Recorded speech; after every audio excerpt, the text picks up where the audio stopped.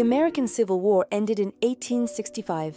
4 years of destruction had preserved the Union, but it left the country exhausted, divided, and uncertain about its future. For the next 12 years, the United States struggled through the Reconstruction era, an attempt to rebuild the South, protect formerly enslaved people, and redefine freedom. But by 1877, that effort collapsed. Federal troops withdrew. The nation turned away from political reconstruction and toward economic expansion. What followed was not a peaceful recovery. It was a transformation. Across the country, the landscape itself began to change. Forests fell, mines opened, smoke rose above cities that had barely existed a generation earlier. Steel tracks cut across mountains and plains, binding distant regions into a single marketplace. Americans who had once lived miles apart from neighbors now crowded into growing urban neighborhoods. In earlier generations, most people worked the land. Now, millions would work machines. The United States had been a republic of farmers, independent, rural, and local. Within a few decades, it would become the largest industrial economy on Earth. This change did not happen slowly. Between 1877 and the early 20th century, America industrialized faster than any major nation in history. New fortunes appeared almost overnight. So did new poverty. Factories created opportunity, but also danger. Cities promised advancement, but produced overcrowding and disease. The same forces that made the country rich would also reshape everyday life. How people worked, where they lived, even how they understood time itself. The Civil War had answered one question: would the nation survive? The Industrial Revolution now posed another. What kind of nation would it become? So today, we explore how the United States transformed from a recovering post-war society into a modern economic powerhouse, and why the wealth it created would change America forever. The perfect conditions for growth. Industrial revolutions do not happen by accident. They require the right conditions: resources, people, capital, and opportunity. By the late 19th century, the United States had all four. First, geography. The country stretched across an entire continent. Vast plains connected to major rivers like the Mississippi. Natural harbors lined the Atlantic coast. After the Civil War, the nation was politically unified and territorially connected. Goods could move internally without customs barriers or internal tariffs, something many European nations had struggled with for generations. Second, natural resources. Few nations in the world possessed the combination America did. Coal fields in Pennsylvania powered steam engines and factories. Iron ore from the Great Lakes region fed the steel industry. Oil, first successfully drilled in Pennsylvania in 1859, would become the fuel of the modern age. Timber from the Midwest and Pacific Northwest supplied construction and railroads. Industrialization requires energy and raw materials. The United States had both in abundance. Third, labor. Between 1870 and 1910, more than 20 million immigrants arrived in the United States. Many came from Ireland, Germany, Italy, Eastern Europe, and the Austro-Hungarian Empire. They settled in cities, worked in mines, mills, and factories, and provided the workforce that industrial expansion demanded. At the same time, millions of Americans moved from farms to cities, seeking steady wages instead of seasonal agricultural work. The labor supply was large, and often willing to work long hours for modest pay. Fourth, capital and entrepreneurship. Unlike many European nations still shaped by aristocratic systems, the United States encouraged private investment and corporate expansion. Banks financed railroads, factories, and large-scale industrial projects. Investors were willing to take risks in pursuit of high returns. The federal government also played a role. During and after the Civil War, it granted land and subsidies to railroad companies, encouraging national infrastructure. Protective tariffs shielded American industries from foreign competition, allowing domestic manufacturers to grow. By the 1880s, the pieces were in place. A unified national market, abundant natural resources, a growing labor force, investment capital, and a political climate supportive of business expansion. Europe had industrialized first, but America industrialized bigger. The stage was set for explosive growth and for a new kind of economy that would reshape not just the United States, but the modern world. The Railroad Revolution, the backbone of wealth. If one industry built modern America, it was the railroad. Before rail travel, distance defined life. Moving goods over land was slow, expensive, and unreliable. Farmers sold locally because shipping crops far away cost more than the crops themselves. A nation existed on paper, but economically it was still a collection of regional markets. That changed in 1869 when the first transcontinental railroad was completed. For the first time, the Atlantic and Pacific coasts were linked by continuous rail. What had once taken months by wagon or ship could now take days. The effects were immediate and enormous. A true national market emerged. Wheat grown in Kansas could feed families in New York. Steel made in Pennsylvania could build cities in California. Businesses no longer depended on local customers. They could sell across the continent. Railroads also transformed time itself. Before rail travel, towns set their clocks by the sun. Noon in one city could be several minutes different from noon in another, but trains required precise schedules. In the 1880s, railroad companies introduced standardized time zones across the country, a system later adopted nationally. Modern timekeeping existed because trains demanded it. Cities expanded along the tracks. Chicago, once a modest frontier settlement, became a major commercial hub because rail lines converged there. Towns connected to the rail network grew rapidly, while those bypassed often declined. Geography no longer decided economic success. Connectivity did. The West also became economically usable. Ranchers could ship cattle east. Miners could transport ore to factories. Settlers could receive manufactured goods from distant cities. The frontier was no longer isolated, it was integrated. But railroads did more than move goods. They created modern business practices. Rail companies were the first organizations too large for a single owner to manage directly. To operate thousands of miles of track, companies developed layers of professional managers, departments, and standardized procedures. Schedules, payrolls, inventory, maintenance. Everything required coordination. To control costs and profits, they refined standardized accounting systems. To move freight efficiently, they developed large-scale logistics networks. In many ways, the modern corporation was born in the railroad office. By the late 19th century, railroads had done something unprecedented. They turned a vast continent into a single economic organism. Modern American capitalism did not begin in a factory. It began on the tracks. The titans of industry. Industrial growth did not happen on its own. It was driven by a small group of powerful businessmen who learned how to operate on a scale the world had never seen before. They were often praised as builders and criticized as exploiters. But more than anything else, they were architects of a new economic system. Not simply businessmen, system builders. Steel. Andrew Carnegie. Steel was the backbone of industrial America. Railroads required steel rails. Cities required steel frames. Bridges, factories, and machinery all depended on it. Carnegie did not invent steel production, but he perfected its efficiency. By adopting the Bessemer process and constantly improving factory organization, he drove production costs lower than competitors thought possible. His mills in Pittsburgh produced steel faster and cheaper than almost anywhere in the world. For the first time, materials once considered expensive became widely affordable. Skyscrapers rose in growing cities. Rail networks expanded across the continent. Carnegie's goal was simple: produce more steel at lower cost and dominate the market by efficiency rather than scarcity. Oil. John D. Rockefeller.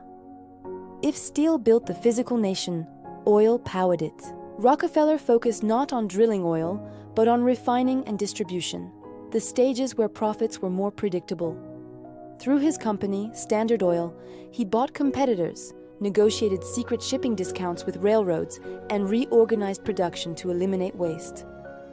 By the 1880s, Standard Oil controlled the majority of oil refining in the United States. This was something new, a monopoly, a single corporation dominating an entire industry. Rockefeller's methods created controversy, but they also created consistency. Kerosene prices fell dramatically, making lighting affordable for ordinary households. Oil became reliable, standardized, and widely available. Efficiency had replaced competition. Finance. J.P. Morgan. As industries expanded, they required enormous capital. Individual owners could no longer finance national-scale operations. This is where Morgan emerged. Rather than building factories, he organized them. He reorganized failing railroads, merged competing companies, and created giant corporations large enough to stabilize entire industries. In 1901, he helped form U.S. Steel, the first billion-dollar corporation in history. Morgan believed competition created instability, consolidation created order. Banks no longer merely stored money, they shaped the structure of the economy, the system they created. Together, these industrial leaders transformed business itself. Small local firms became large corporations. Corporations combined into trusts. Trusts shaped national markets. The economy shifted from thousands of independent producers to a coordinated industrial network. Individual businesses, corporations, trusts, national economy. By the early 20th century, the United States had entered a new era. America had not just industrialized, it had invented big business, the factory transformation, how life changed. Industrialization did not only change the economy, it changed everyday life. Before the late 19th century, most Americans worked in agriculture or small crafts.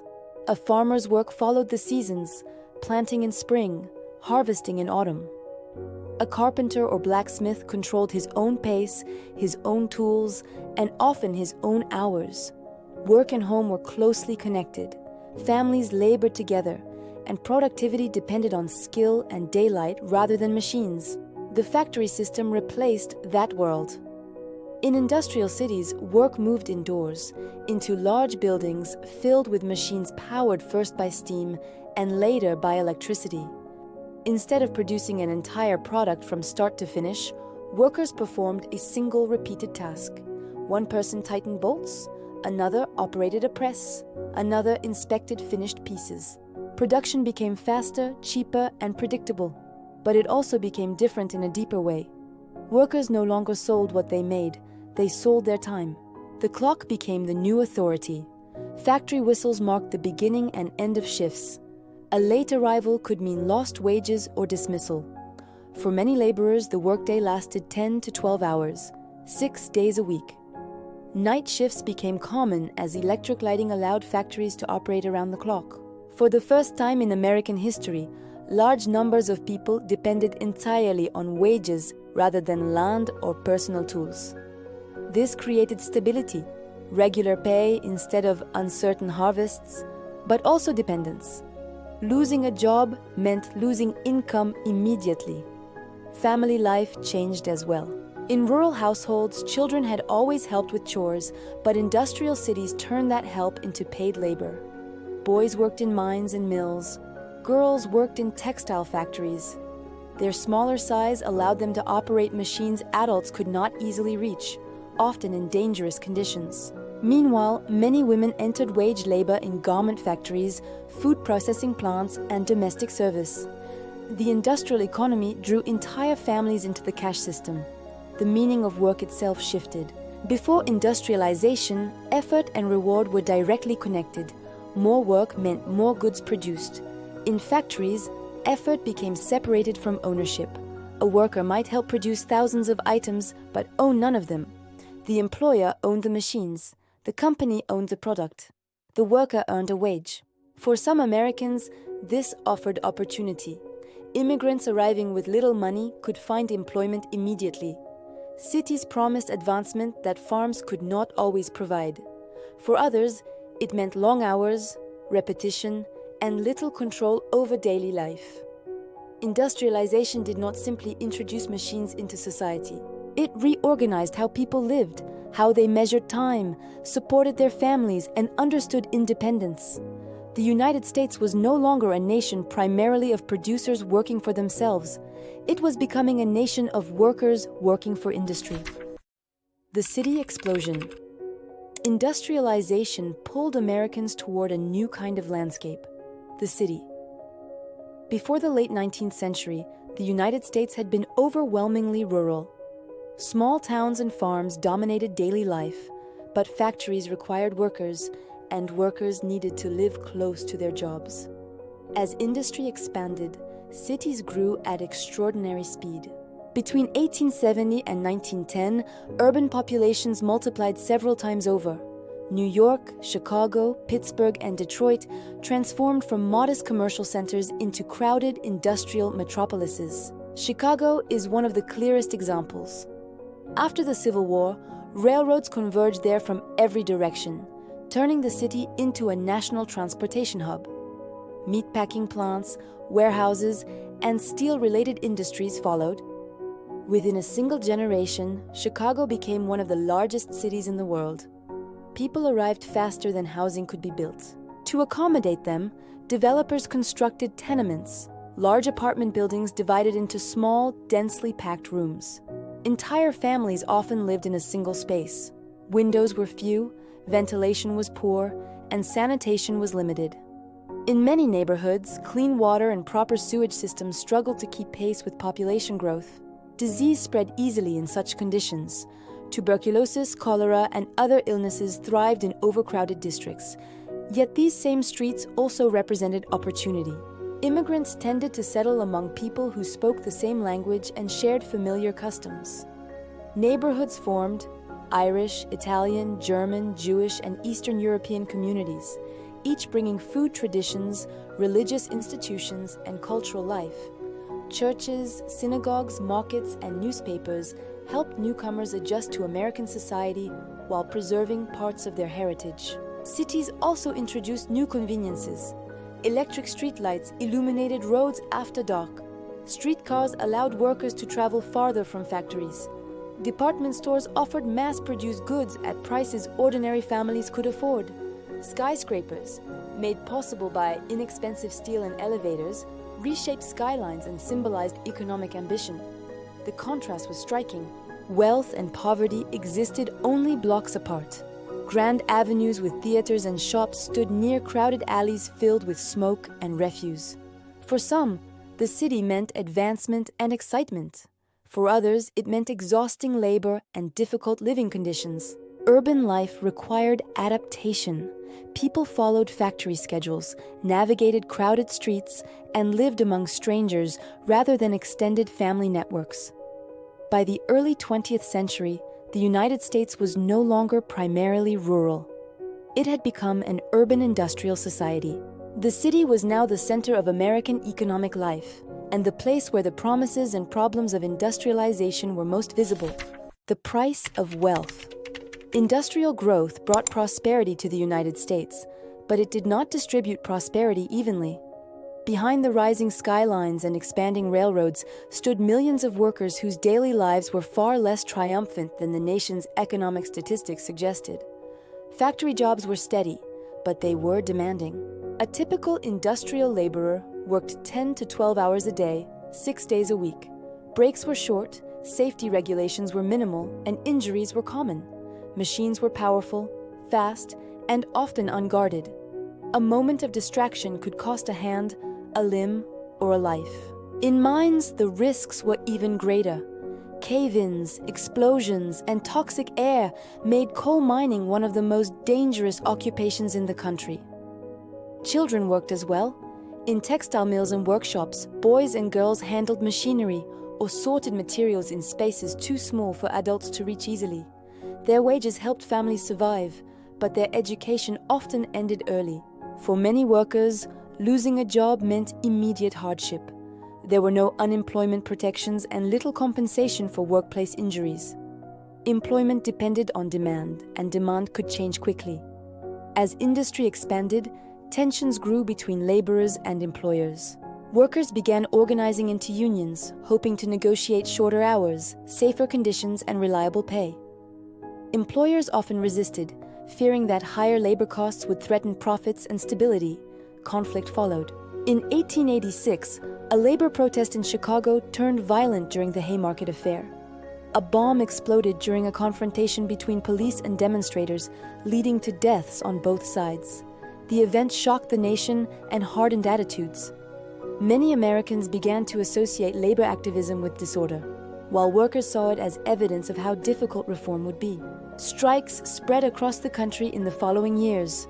Rail workers, steel workers, and miners all demanded change. Some protests remained peaceful. Others escalated into clashes involving police, private security forces, and occasionally federal troops. The nation's wealth was growing rapidly, but so was inequality. Industrialization created fortunes of unprecedented size, yet many families struggled to afford stable housing and basic necessities. The same system that produced economic power also produced social tension. America had become rich. Now it had to decide how that wealth would be shared. The new economic system. Industrialization did more than build factories and cities. It transformed the very way the American economy functioned. Before the Industrial Revolution, most Americans lived and worked locally. Farmers produced what they needed and sold small surpluses nearby. Craftsmen and artisans made goods in their homes or small workshops. Markets were local, production was slow, and the economy moved at a human pace. By the late 19th century, that had changed completely. National markets. Railroads, telegraphs, and steamships connected distant regions. Wheat from Kansas could feed families in New York. Steel made in Pittsburgh built bridges in Chicago. Goods could travel across the continent in days instead of months. For the first time, the United States was not a collection of local economies. It was a single national market. Businesses that once served a town could now sell to the entire country. Corporations expanded beyond regional limits. The concept of mass production became possible because there were enough consumers spread across vast distances to buy large quantities of goods. Standardization and efficiency. Large-scale production demanded organization. Companies introduced standardized parts, uniform procedures, and detailed record-keeping. Accounting systems tracked costs and profits across multiple factories. Managers specialized in logistics, labor, and procurement, creating a professional class of corporate employees. Efficiency replaced tradition. Speed and reliability mattered more than personal skill. The new economy rewarded systems that could produce and deliver consistently, day after day. Mass consumption. With goods available nationally and produced efficiently, prices dropped. Ordinary Americans could afford items that were once considered luxuries: steel tools, clothing, furniture, and later electric lighting. Mail order catalogs, department stores, and chain stores spread across cities and towns, bringing consumer culture into everyday life. The shift in power. Ownership of production shifted from individuals to corporations. Small workshops were replaced by companies that controlled production, distribution, and sometimes entire industries. Trusts emerged, consolidating businesses and limiting competition. The economy was no longer a patchwork of independent producers. It had become a coordinated network, capable of shaping markets, wages, and even politics. The bigger picture. By the early 1900s, the United States had become the world's largest industrial economy. It produced more steel, coal, oil, and manufactured goods than almost any other nation. Its cities were modern and crowded. Its railroads and ports connected markets across the continent. Its corporations were powerful, efficient, and national in scope. But this new system came with contradictions. It created unprecedented wealth, yet left many workers struggling. It offered opportunity, yet demanded long hours and harsh conditions. And it relied on both innovation and concentration of power, a combination that would shape the country for decades to come. America had not just grown richer, it had entered a new economic age, one in which industrial capitalism, corporations, and national markets defined how people worked, lived, and aspired. Global consequences. By the early 20th century, the United States was no longer an isolated regional power. Industrialization had transformed it into an economic giant, and with that power came influence far beyond its borders. Military and industrial strength. Industrial production gave the US the capacity to equip a modern military, steel for ships, rifles and artillery, coal and oil to fuel them. The nation now had the material foundation to project power globally. When conflicts arose, America could produce the weapons and equipment needed faster than most other nations. Overseas trade and expansion. With goods produced in unprecedented quantities, the United States sought markets abroad. Trade expanded to Latin America, Asia, and Europe. Industrialization fueled not only domestic prosperity, but also international commerce. American companies began exporting manufactured goods, while also importing raw materials that supported further growth. Financial influence. Bankers like J.P. Morgan helped American capital flow overseas. U.S. financial power began to rival Europe's. Loans, investments, and corporate ventures extended American influence into international markets. The country was no longer just participating in the global economy, it was shaping it. The stage for future power. Industrialization did more than enrich the nation. It positioned the United States to play a decisive role in the world. By 1914, America had the production capacity, the infrastructure, and the financial systems to become a global leader. But industrial power also came with responsibilities and risks. Economic strength drew the US into international politics, imperial ambitions, and eventually global conflicts. The same industries that built cities, wealth, and opportunity at home now enabled the country to exert influence abroad. America's rise was not just a domestic story. It was the beginning of its transformation into a global power, one capable of shaping the modern world. The modern America is born. Between 1877 and 1914, the United States underwent a transformation unlike any in its history. It moved from a rural nation of farms and small towns to an urban society dominated by factories and cities. It shifted from local markets and self-sufficient producers to a national economy, connected by railroads, telegraphs, and commerce that spanned the continent. It became part of a global economic system, exporting goods and influence around the world. The country did not just grow richer, it became structurally different. Industrialization created enormous wealth for some, yet left millions of workers struggling with long hours, dangerous conditions, and low wages. It offered opportunity while fostering inequality.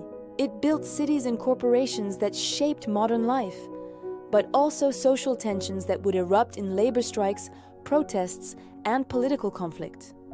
The stage was set. The same system that produced unprecedented wealth also created deep suffering. This is the story of how modern America was born, a nation transformed yet challenged by the very forces that made it powerful. Thank you for watching. If you found this piece of history compelling, please like this video and subscribe for more stories that shaped our world.